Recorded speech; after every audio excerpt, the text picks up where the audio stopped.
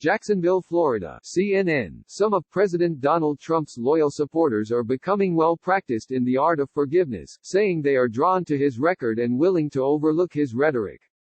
I think his personality is hard to deal with, his way of handling people is difficult, said Karen Dieter, a Florida retiree who moved here from Illinois. He's not a politician, but he's gotten some things done. After one of the most controversial weeks of his presidency, as the nation navigates the interwoven crisis of racial injustice, a crippled economy and a still flaring pandemic, signs of his re-election are blossoming in Trump country, which more than ever these days feels like a world away from Washington. Trump faces significant headwinds, polls suggest, as his advisors scramble to adapt to the challenging political climate. As the president eyes a return to the campaign trail, chomping at the bit to resume the rallies that defined his first bid for office and much of the last 3 years, the Trump army is also mobilizing for November to help him win another 4 years in the White House. Visit CNN's Election Center for full coverage of the 2020 race.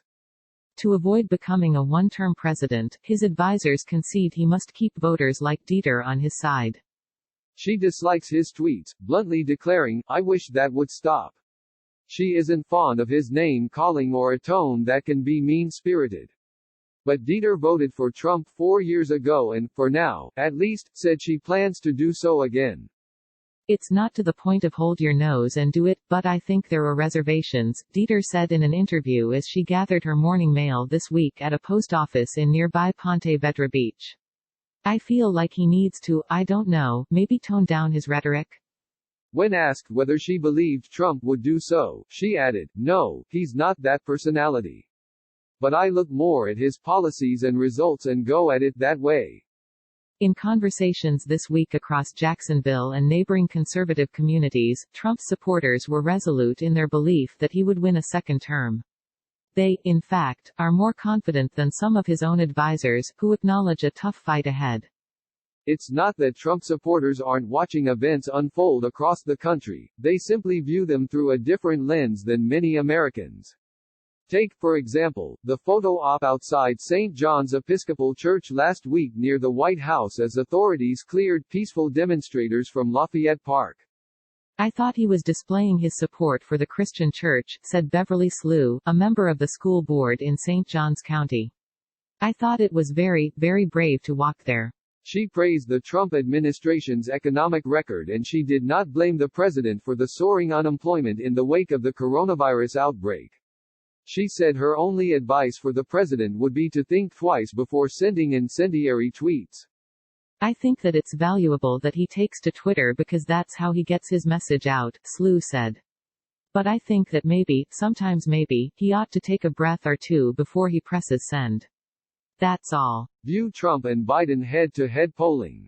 Yet even as several voters expressed displeasure at some of his remarks, in the next breath many declared their intent without hesitation to vote for him. He's going to say what's on his mind and to me, I appreciate his tweets. Courtney Fernandez, a volunteer for the Trump campaign here in Duval County. Sometimes you look at him and go, okay, that may have been crossing the line, but he means well, he loves our country. For the next 4 months, Fernandez said, she intends to motivate and persuade voters with one chief goal in mind, letting women know that it's okay to following Donald Trump, President Trump. It's okay. Steve Adams, a retired naval aviator, said he believes Trump's most important legacy is building a conservative federal bench. That alone, he said, warrants a second term. For me, specifically, it's the judiciary, Adams said when asked why he supports the president. Appointing conservative justices, more importantly justices that will apply the Constitution and not try to change it through judicial activism. I'm very happy to see that he's been very successful with the Republican Senate in getting justices appointed. A week after former Defense Secretary James Mattis declared that Trump is the first president of his lifetime who tries to divide us, several voters here said they were unmoved by the criticism from Mattis or Colin Powell, the former Republican Secretary of State and decorated military leader who said Trump has drifted away from the Constitution. Bob Dixon, a Navy veteran and lifelong Jacksonville resident who invests several hours each week here registering Republicans to vote, said, everyone has their own opinion. Mattis has his opinion, Powell has his, Dixon said. But there are so many Republican leaders who are solidly behind the president that he's going to continue to have a large base of support. The question, of course, is whether that base is enough to win, with one poll after another showing an erosion for Trump among independents and women. Dean Black, chairman of the Duval County Republican Party, said he doesn't believe the polls this year any more than he did 4 years ago, most of which showed Hillary Clinton leading Trump. He said the president's law and order message, which he demonstrated last week, would draw voters to the Republican ticket. No, I don't think independent voters are going to be turned off in a way that's damaging to President Trump and the Republican Party, Black said.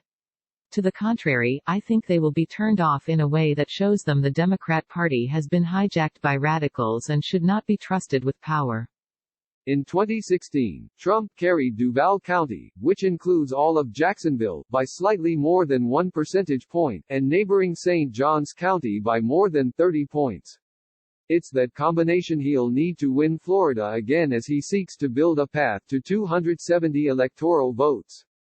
Jacksonville is among several cities being considered by the Trump campaign for the Republican convention in August. Black said hosting the convention would energize GOP voters across Florida and help the president's chances in November. This is Trump country here. This is the single best city in America, in which to host the Republican National Convention, and for several reasons, Black said. It's a battleground county in a battleground state, in a city where you have unified Republican governance. Jacksonville Mayor Lenny Curry, a Republican, was heckled with chants of "No RNC. No RNC" on Tuesday as he marched with peaceful protesters after he announced the removal of a Confederate statue overnight across from City Hall. He declined to say whether the president's rhetoric made his job easier or more difficult.